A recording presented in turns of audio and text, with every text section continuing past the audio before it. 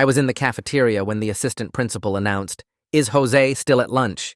My class teacher responded, "Yes, he's here." My boy Oscar nudged me. "Dude, what the hell did you do?" That's when we heard it. Brrrr. Helicopters were filling the schoolyard. "Attention all students. Return to your classrooms immediately. This is a lockdown." Everyone ran at once. Miss Kelly's hand was digging into my arm. "Jose, has anyone unusual tried to contact you recently?" "What?" "No."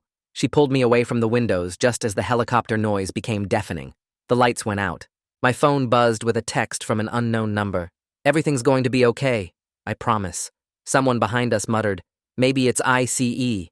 The principal spoke again. "To all staff and students, code yellow. I repeat, code yellow. Counseling staff to designated areas." A spotlight swept across the windows. Everyone dropped to the floor. Miss Kelly pushed me under a table, her radio crackling with voices I couldn't understand. Mr. Doran appeared out of nowhere, shirt soaked with sweat. "Jose, get to the conference room, now!" I followed him out, trying to look normal while my heart was beating out of my chest. The hallways were full of cops. One cop looked directly at me, and his hand moved to his gun. Mr. Doran stepped between us. "He's with me." One cop spoke into his radio as we passed. I caught 2 words: package secured. My mind went straight to the bag of Mary Jane that I kept in my locker, but I played it cool. More cops ran past toward the gym. Someone shouted about medical equipment, head trauma, but we kept moving. Mr. Doran's hand was firm on my back, pushing me forward. "Jose, just so we're clear, you haven't been involved in anything illegal, right? Sometimes kids from your background get mixed up in things." Before I could respond, he opened the conference room door and shoved me inside. The room was dark except for the emergency lights. Miss Kelly followed us in. Click. The door locked. Just the 3 of us. She sat down across from me. There were tears streaming down her face. I had to fight back nervous laughter. "Jose." Her voice cracked. "Honey." That word made my blood freeze. Teachers don't say honey unless something terrible has happened. "There's been an accident. The helicopters were still circling outside. This morning, at the warehouse where your dad works. A shelving unit collapsed. Your father was..." She stopped, took a shaky breath. "He didn't make it, Jose. I'm so sorry." I started laughing. "This is a crazy prank, even for you, Mr. Doran." I saw the helicopters, the police officers. They locked eyes with each other, and I saw Miss Kelly nod like she was silently agreeing to give the full explanation. Turns out, the principal was calling for me right when a student had fallen through the gym skylight during maintenance. A coincidence that made everyone think the helicopters and manhunt were connected to me. It felt like someone had drained all the color out of my heart. I curled up into a ball and started rocking back and forth uncontrollably. I was an orphan. Someone else entered the room, a woman with a clipboard and a blazer that screamed social worker. She started talking about emergency placement, foster care. I grabbed my VP from my pocket, not even caring that Mr. Doran was standing right there. Miss Kelly rubbed my back while I heaved. "Well," the social worker said, looking at her clipboard, "this is what happens when these immigrants don't follow simple safety rules." She shook her head. "Your people need to learn that." "Excuse me?" I looked up, tears still streaming. Mr. Doran cleared his throat. "What she means is, these accidents are unfortunately common in certain communities." Even Miss Kelly nodded. "I didn't want to be the one to say it, but Jose, your people just don't follow safety rules. It's always the same with them. I've seen it 100 times. The social worker continued filling out forms.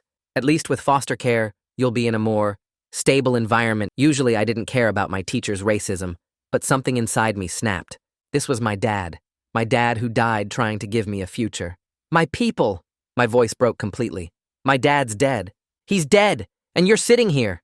I couldn't breathe. "He's not even cold yet, and you're already..." I was sobbing now, snot running down my face. "Just say it. Say the Mexican deserved it. Say it." The room went silent. Miss Kelly reached for me, but I jerked away. "Don't touch me." That night in foster care, my phone exploded with texts and calls, all from the school. The first voicemail was angry. By the 10th, they were practically begging me not to press charges. I kept staring at my phone screen until my eyes burned from the brightness in the dark room.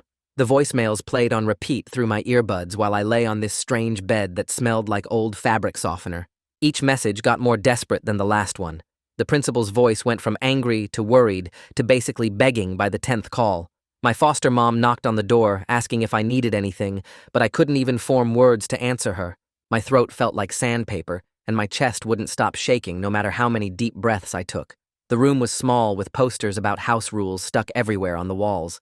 Bedtime at 10, Shower schedule posted on the bathroom door. No guests without permission written in big red letters. I was sharing this space with some kid who kept staring at me from the other bed. He looked maybe 12 and hadn't said a word since the social worker dropped me off. Everything in this place smelled like cheap air freshener trying to cover up something worse underneath. My phone kept buzzing with new texts from the school officials trying to do damage control about what happened. The latest voicemail from the principal said there had been a big misunderstanding about what was said in that conference room. I saved every single message to the cloud and made backup copies on my laptop just in case.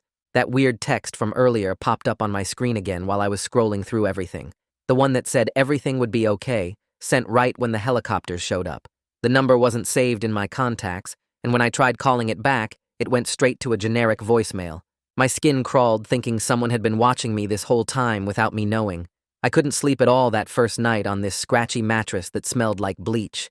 Every time I closed my eyes, I saw my dad's face and heard Miss Kelly's voice saying those words about my people.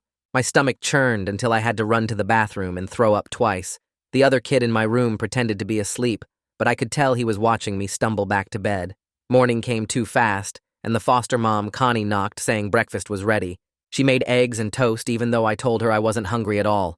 She wrote me a note excusing me from the school for the next few days while we figured things out. When she asked if I had any family she should contact, I mentioned Uncle Enrique, but we hadn't talked in 2 years. There was some family drama about money that made him and my dad stop speaking to each other. Connie said she'd try to find his number through CPS and see if he could take me in. My phone buzzed with a text from Oscar asking if I was okay, because everyone at the school was talking. He heard rumors about ICE raids and drug busts, but nobody knew the real truth about my dad dying. I didn't have the energy to type out the whole story, so I just sent back that I was fine. Later that morning, I sat at Connie's kitchen table listening to the saved voicemails again with a notebook. I wrote down every single racist thing they said word for word in blue pen. Miss Kelly had called us these immigrants, like we weren't even human beings worth respecting. Mr. Adoran said kids from that background always get mixed up in illegal stuff without knowing anything about me. The social worker said my people don't follow safety rules like it was our fault my dad died. My hands shook as I typed it all into a document on my laptop for safekeeping. An email notification popped up from the school district's main office about the whole situation. They called everything that happened a big miscommunication and invited me to a meeting to clear things up. The tone was so fake nice that it made me want to scream at my computer screen. They were obviously scared about what I might do with all this evidence I had saved. Good, I thought. They should be scared after what they said about my dead father. That afternoon, the phone rang, and Connie answered before handing it to me looking worried. It was a CPS caseworker calling about paperwork and asking about extended family for possible placement options. Her voice sounded bored, like I was just another file on her desk to process. She asked for names and phone numbers of any relatives who might be able to take me. When I mentioned Uncle Enrique, she said they'd look into it, but I shouldn't get my hopes up. The whole system moved slow, and lots of kids stayed in foster care for months waiting for family. After she hung up, I went back to my temporary room and curled up on the bed. The other kid was at the school, so I finally had some privacy to really break down and cry. Everything kept hitting me in waves that my dad was really gone, and I was alone now. These people at the school had shown who they really were when they thought nobody was recording them. My phone had 37 unread messages from different school people, all trying to cover their tracks now. I grabbed my phone and opened Instagram, my fingers shaking as I started typing out everything that happened. The words came out fast and messy about how they told me my dad died and then called us those names. I wrote about Miss Kelly saying my people don't follow safety rules while I was sitting there crying about my dad. I wrote about Mr. Doran assuming kids from my background get mixed up in illegal stuff. I wrote about the social worker talking about us like we were animals who needed training. My thumbs flew across the screen, typing and deleting and typing again, trying to get the words right. I stared at the post button for like 10 minutes but couldn't make myself tap it. Part of me wanted everyone at the school to know what these teachers really thought about kids like me. Another part of me just wanted to curl up and disappear forever. I closed the app without posting and threw my phone on the bed. Connie knocked on the door and came in with a glass of water and sat on the edge of my bed. She said she'd gotten a call from the school about some meeting they wanted to have with me tomorrow. She told me she'd come with me if I wanted because she'd been through this system before with other foster kids. She said the school always tries to make things go away quick when they mess up this bad. I didn't really trust her yet, but I needed someone who knew how this stuff worked. That night I couldn't sleep at all and kept hearing those helicopter sounds in my head over and over. Every time I closed my eyes I saw my dad's face and heard those awful words they said. The other kid in my room was snoring, but I just laid there staring at the ceiling, feeling completely alone. Something inside me got harder and angrier as the hours passed by. They wanted to erase what happened to my dad and pretend they never said those things about us. I wasn't going to let them get away with it, and decided right then I was going to that meeting. The next morning, Connie drove me to the school district office in her old Toyota that smelled like coffee and air freshener.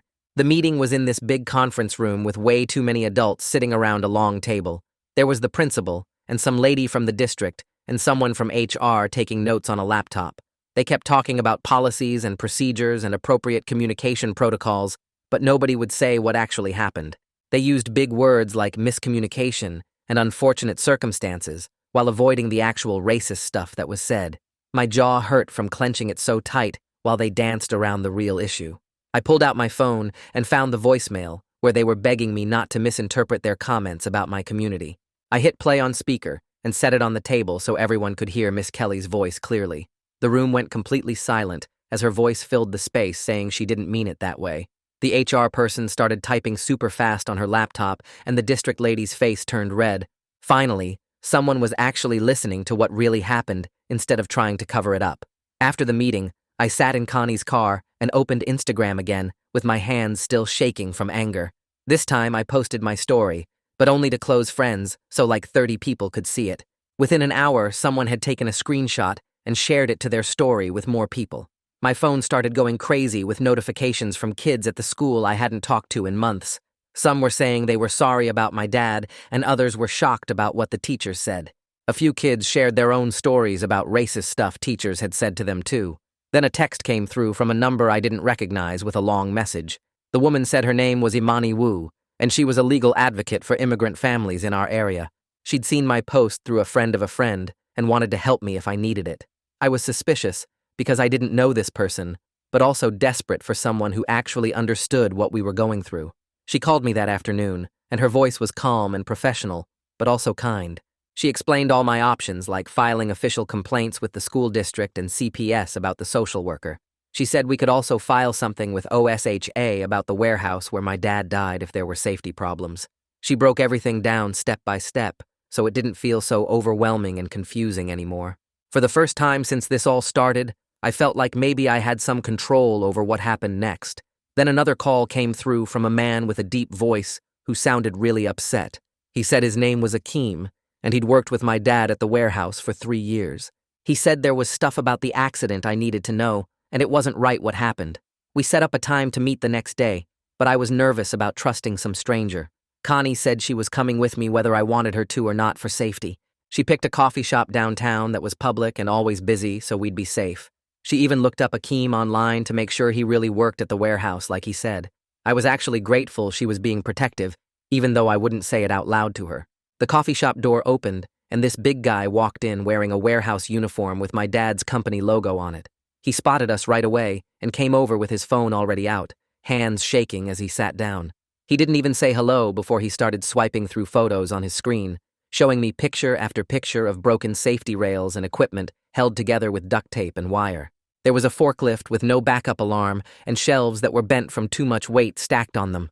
He showed me a photo from 3 months ago where a shelf had already started to lean and nobody fixed it. His voice got louder as he explained how my dad had complained to the supervisor every week about the same problems. He pulled up text messages between him and my dad where they talked about filing complaints with OSHA, but were scared of losing their jobs. My hands started shaking as I looked at a photo of the exact shelf that killed my dad, taken just 2 weeks before the accident. Akeem scrolled to an email my dad had sent to management listing 12 safety violations with photos attached. The response from the warehouse manager was just 3 words saying they'd look into it. I wanted to throw the phone across the room, but Connie put her hand on my arm to calm me down. Akeem kept talking faster about how they were ignored everything because new equipment would cost thousands of dollars. Then he stopped and looked down at his hands for a long time before telling me something else. He said he was the one who sent me that weird text message during the lockdown at the school. He explained that when the shelf collapsed, he was the first one there and grabbed my dad's phone to call 911. He saw my number saved as Miho and just wanted me to know someone was trying to help, even though he didn't know how to explain who he was. Finding out who sent the text didn't make me feel any better about losing my dad. Later that afternoon, Imani called and set up an official meeting for the next morning at her office downtown. She told me to bring every text, email, and voicemail from the school and start taking screenshots of everything right away. She explained we needed to document every single thing that happened because the school would try to make this disappear. Having specific tasks to focus on helped me think about something other than the image of that broken shelf. I spent hours that night going through my phone and saving everything to multiple clouds and sending copies to Imani's email. The next morning, a letter arrived from the school district with fancy letterhead asking me to sign a form about reaching a mutual understanding. The language was all legal stuff about how both parties agreed there had been an unfortunate miscommunication during a difficult time. They wanted me to agree not to pursue any further action in exchange for them providing grief counseling services. I took a photo of every page and texted them to Imani, who responded immediately, telling me not to sign anything no matter what they offered. She said this was them trying to avoid a lawsuit and protect themselves from what the teachers had said.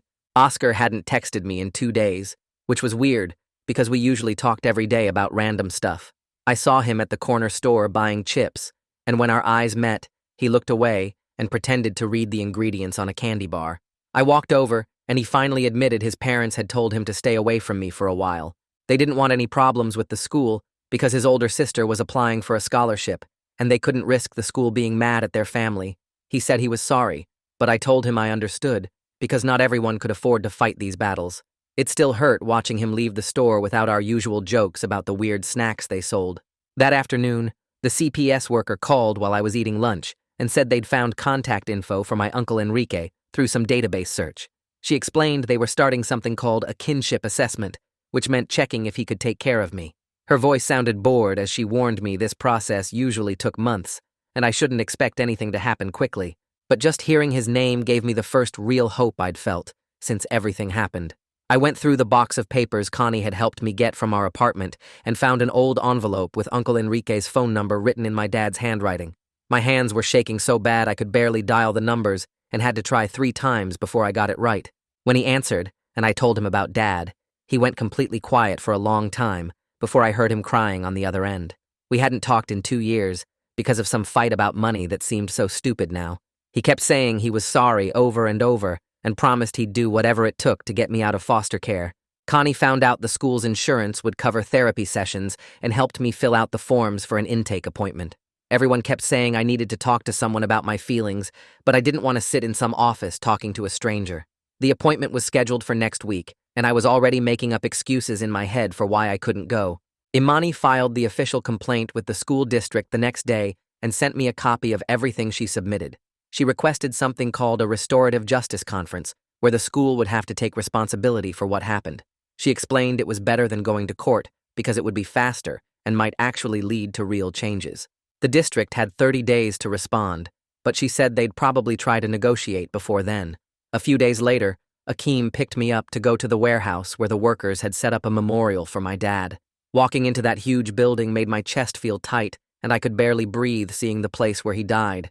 There was a table with his photo surrounded by candles and flowers and cards from his co-workers, saying how much they'd miss him. I stood there looking at his picture, while Akeem pulled out a folder full of printed emails, showing every time my dad had reported problems that got ignored. The next morning, Connie drove me to my first therapy appointment at this office building downtown, where everything smelled like vanilla candles and old carpet. The therapist was this older woman with glasses who kept nodding while I told her about what Miss Kelly and Mr. Doran said when they told me about Dad. She wrote stuff down on her yellow pad and said my anger was completely normal and that what they said was wrong and racist. It felt weird having someone with a degree basically confirm that I wasn't crazy for being mad about how they talked about my people while telling me my dad was dead. She gave me this worksheet about grief stages, but I just folded it up and stuck it in my pocket because I wasn't ready to think about that stuff yet. When I got back to Connie's house, there was an email from Miss Kelly on my phone that went on for like 3 pages. She kept saying how sorry she was and how she has Latino friends and goes to this Mexican restaurant every week so she's not racist. The whole thing was basically about how bad she felt and how she never meant to hurt me, but there was this one part where she admitted what she said. I took screenshots of everything and forwarded it to Imani, who texted back right away saying this was perfect evidence because Miss Kelly was basically confessing. The next day, the CPS worker called to schedule the home visit at Uncle Enrique's apartment for next week, and Connie sat down with me to go over what they'd probably ask.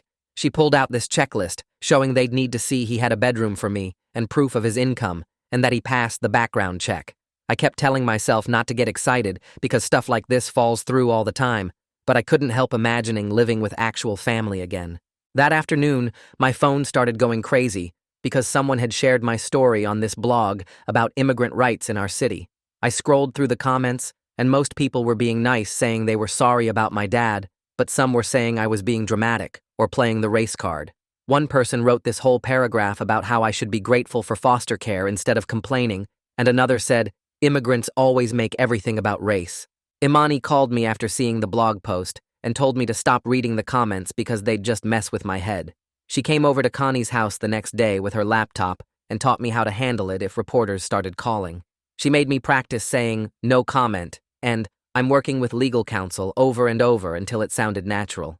She kept reminding me that my story was powerful, but I didn't owe anyone my pain, and I could choose what to share and what to keep private. We wrote out this short statement I could send if people contacted me that basically said I was focusing on getting justice for my dad through proper channels. That night, Uncle Enrique called, and his voice was shaking when he told me his boss approved emergency family leave to deal with the kinship placement stuff. He said he was driving up next week for the home study and kept promising we'd make this work, no matter what it took. After we hung up, I went to the bathroom and cried for real for the first time since that first night in foster care. A few days later, the school district sent this official letter saying they agreed to the restorative conference, and Imani came over to help me figure out what I wanted to say. I told her I wanted them to do real bias training for all the teachers and staff, plus a formal apology that admitted what they did wrong. The district's lawyer sent back this counteroffer talking about a cultural sensitivity workshop, but Imani called them and said that wasn't good enough. She helped me write out exactly what happened and what I wanted them to do to fix it, so other kids wouldn't go through the same thing. Meanwhile, Akeem had been busy getting other warehouse workers together, and they filed the official OSHA complaint with all the photos and emails going back 2 years. He texted me pictures of the paperwork and said my dad would be proud that his death might actually save other people from getting hurt. The investigation would take months, but at least something was finally happening about all those safety problems my dad had been reporting. The day of the CPS home study, I was so nervous I threw up my breakfast, but Uncle Enrique's apartment looked good, even though it was small. He'd cleaned everything and cleared out his home office to make a bedroom for me with a new bed and sheets from Target. The caseworker walked around taking pictures and asking him questions about his work schedule and checking that the smoke detectors worked and stuff like that. She seemed happy with everything but said the final approval would take another week of processing the paperwork. After she left, Uncle Enrique and I went to get coffee, and that's when Akeem met us to finally explain that text from the day my dad died. He started crying when he told me he was right there when the shelving unit fell, and he grabbed my dad's phone to call 911. He saw my number saved as Miho and wanted me to know someone was with my dad and trying to help him, even though it was already too late. My phone buzzed that night with a text from Oscar saying he was sorry for pulling away and wanted to hang out again. He admitted he'd been scared of the whole situation, but seeing me fight back made him want to be better. We weren't back to being best friends, but at least he was trying to make things right. The next morning, I had my second therapy session, and the counselor spent the whole time helping me get ready for the restorative conference. She taught me this breathing thing where you count to 4 when stuff gets too intense. We practiced what I'd say if they tried to make excuses or turn things around on me. She had me write down my main points on index cards, so I wouldn't forget when I got nervous. I kept practicing the same sentence over and over about how their racism made everything worse. The therapist said it was okay to cry or get mad as long as I didn't completely lose it. After the session, Imani called with bad news about the social media stuff getting out of hand. The CPS worker was worried that all the attention might mess up my placement with Uncle Enrique. I had to make all my accounts private right away, even though people were still sharing my story. Imani helped me write one last public post, saying I was working through proper channels for justice. She said we needed to keep things quiet until everything was official with the placement. 3 days later, we all met at this big district building downtown for the restorative conference. Miss Kelly was already there, looking small and nervous in her chair. Mr. Adoran showed up late with sweat stains under his arms. There were 2 administrators I'd never seen before, plus this mediator lady with glasses. My hands were shaking, so bad I could barely hold my statement paper. I started reading about how my dad died trying to give me a better life. My voice cracked when I got to the part about them saying my people don't follow safety rules. I told them how their racism made the worst day of my life even worse. Miss Kelly started crying before I even finished, and not the fake kind either. Real ugly crying with her makeup running down her face.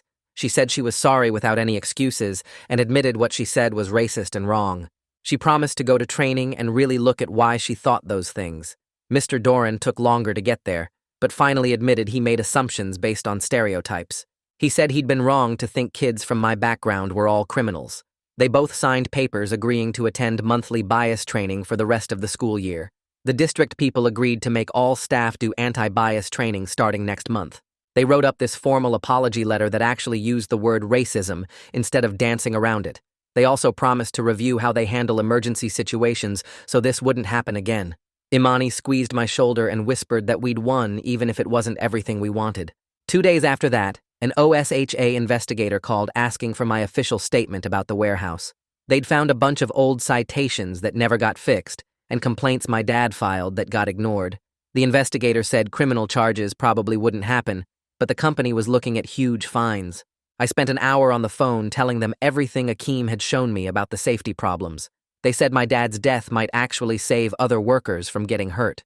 The same week, CPS finally approved the kinship placement with Uncle Enrique. They set the move date for the following Tuesday, which meant I only had a few days left at Connie's. She seemed really happy for me when I told her and started helping me pack right away. We went to the store to get boxes, and she bought me a new backpack for my new school. I felt bad about leaving since she'd been nothing but nice to me this whole time. The night before the move, I was folding clothes when I realized how good Connie had been to me. She never pushed when I kept my walls up or got mad when I was difficult. I went to find her in the kitchen and thanked her for everything she'd done. She got all teary and said fostering wasn't about keeping kids forever. She said it was about helping them find where they really belonged. Tuesday morning, Uncle Enrique pulled up in his old truck looking nervous but excited. We loaded my stuff, which wasn't much since most of Dad's things were still in storage. The drive to his apartment took an hour, and we listened to Dad's favorite radio station the whole way. His place was small, but he'd worked hard to make it nice for me. He'd turned his home office into my bedroom with a new bed from Target and fresh paint on the walls. There were some of Dad's things he'd saved, like his work boots and favorite coffee mug. We ordered takeout from the Mexican place Dad always loved and sat on the couch eating. Uncle Enrique told me stories about when him and Dad were kids that I'd never heard before. We looked through old photos on his phone and laughed at Dad's terrible haircut from high school. It wasn't home yet, but it was family, and that was enough for now. 3 days later, the mail came with this thick envelope from the school district, and I tore it open while Uncle Enrique made breakfast. The letter had all this official language, but basically they admitted their staff said racist stuff and promised everyone would do monthly training for the rest of the year. There was a whole schedule attached showing which days each teacher would attend, and they'd signed it with the superintendent's actual signature, not just a stamp. Imani called right as I finished reading and said the district actually followed through better than she expected, but we could still push for more if I wanted. I told her I was done fighting for now and just wanted to focus on getting used to living here and dealing with everything. She understood and said to call if anything changed, but honestly, I just felt tired of the whole thing. The next morning, my phone rang early, and it was some government number, so I almost didn't answer, but Uncle Enrique made me pick up. The OSHA investigator on the other end started reading these findings about the warehouse, and my hands started shaking. They found 17 different safety violations going back 3 years, including the exact shelving unit that killed my dad, which had been reported as unstable 6 times. The fines added up to almost $400,000, and the company had 60 days to fix everything, or they'd be shut down completely. The investigator said criminal charges probably wouldn't happen, but the civil penalties were some of the highest they'd ever issued for a workplace death. I wrote down all the case numbers and violation codes while Uncle Enrique watched me with tears in his eyes. It wouldn't bring Dad back, but at least other workers might not die the same way. Akeem called that weekend saying he'd organized something at the community center for my dad and asked if we could come. Uncle Enrique drove us there, and when we walked in, there were probably 60 people already inside with photos of Dad set up on tables. People I'd never seen before came up telling stories about how Dad helped them fix their car or gave them rides to work when their truck broke down. One lady said Dad taught her husband English during lunch breaks at the warehouse. Another guy said Dad covered his shifts when his wife was having their baby. Akeem had made this whole slideshow with pictures from the warehouse, including ones of Dad smiling at some company picnic I didn't even know about. Everyone signed this big poster board, and somebody's kid drew a picture of Dad as an angel, which made me lose it completely. Uncle Enrique held me while I cried, and people just kept sharing memories for over an hour. Oscar showed up at Uncle Enrique's place the next afternoon with his Xbox and a bag of chips, like nothing had changed. We set up in the living room and played Call of Duty for 3 hours straight without talking about any of the heavy stuff. He died like 50 times because he sucked at the game, but kept respawning and trying again. Uncle Enrique brought us sodas and watched for a bit, asking questions about the controls, which made Oscar laugh. We didn't need to talk about his parents making him stay away or how he came back when it mattered. Sometimes being there is all that counts, and Oscar got that without me having to explain it. My phone buzzed around dinner with a text from Connie asking how I was settling in. She said she was proud of how I handled everything with the school and the lawyers and wanted me to know her door was always open if I needed anything. I saved her number as Connie Foster Mom and actually meant it when I texted back that I'd keep in touch. She sent a thumbs up and a heart emoji, which was such a mom thing to do, it made me smile. The next week I had therapy, and the counselor asked me to think about goals for the next few months. I told her I wanted to finish junior year without failing anything and keep all my dad's paperwork organized in case OSHA needed more information. She helped me write down visiting Dad's grave once a month and keeping a journal about memories of him before I forgot stuff. We made a whole list, including eating better and not staying up all night on my phone, which seemed impossible, but she said we'd work on it slowly. She kept saying I was making good progress processing everything, but honestly, I just felt numb most of the time. Imani sent an email with attachments showing the district was actually doing the training they promised. She forwarded me the attendance sheets with signatures and even some feedback forms where teachers wrote about examining their biases. The CPS notes showed my placement with Uncle Enrique was stable with no concerns, and she highlighted the part that said I was thriving in the new environment. She ended the email saying I should be proud of standing up for myself and making sure my dad's memory meant something. That night, Uncle Enrique pulled out these old photo albums I didn't know existed, and we sat on the couch with a tub of mint chocolate chip ice cream. There were pictures of Dad as a kid in Mexico, and him and Uncle Enrique as teenagers doing stupid stuff. One showed Dad at his first job here washing dishes with the biggest smile, even though he was an engineer back home. We looked at my baby pictures and Dad teaching me to ride a bike, and that time we went camping, and he burned everything we tried to cook. Uncle Enrique told me stories about each photo while we passed the ice cream back and forth getting brain freeze. We were both still sad and angry about what happened, but sitting there looking at Dad's whole life made me realize we had each other now, and maybe things really would be okay eventually. Thanks for hanging out with me through all of this today, folks. Kinda wild to share all these thoughts with you, and I really appreciate you sticking around till the end. If you made it to the end, drop a comment. I love reading all your comments.